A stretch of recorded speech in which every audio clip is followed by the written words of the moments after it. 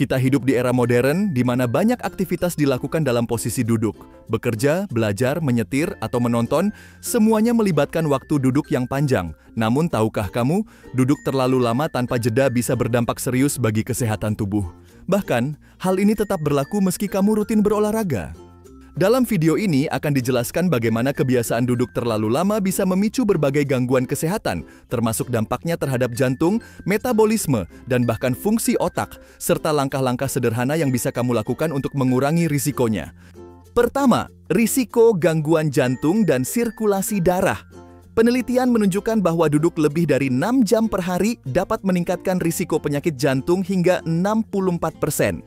Ketika duduk terlalu lama, aliran darah menjadi lambat. Otot kaki, yang seharusnya membantu memompa darah ke jantung, menjadi kurang aktif. Kondisi ini dapat menyebabkan pembentukan gumpalan darah yang meningkatkan risiko tekanan darah tinggi dan stroke. Kedua, gangguan metabolisme dan peningkatan berat badan. Duduk terlalu lama memperlambat proses metabolisme tubuh. Kalori yang masuk tidak digunakan secara optimal, sehingga tubuh lebih mudah menyimpan lemak, terutama di area perut. Selain itu, sensitivitas insulin juga menurun. Kondisi ini bisa menjadi pemicu awal terjadinya resistensi insulin dan diabetes tipe 2. Ketiga, nyeri otot dan gangguan tulang belakang. Postur duduk yang salah, terutama saat membungkuk di depan layar komputer, dapat memberikan tekanan berlebih pada tulang belakang. Akibatnya, muncul nyeri pada leher, punggung, dan pinggang. Otot-otot tertentu menjadi tegang, sementara yang lainnya melemah karena kurang digunakan. Keempat, penurunan fungsi otak dan produktivitas. Kurangnya gerakan fisik berdampak langsung pada aliran darah ke otak.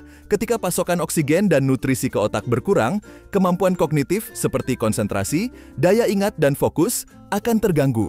Akibatnya, produktivitas menurun dan kelelahan mental muncul lebih cepat. Kelima, solusi sederhana untuk mengurangi risiko.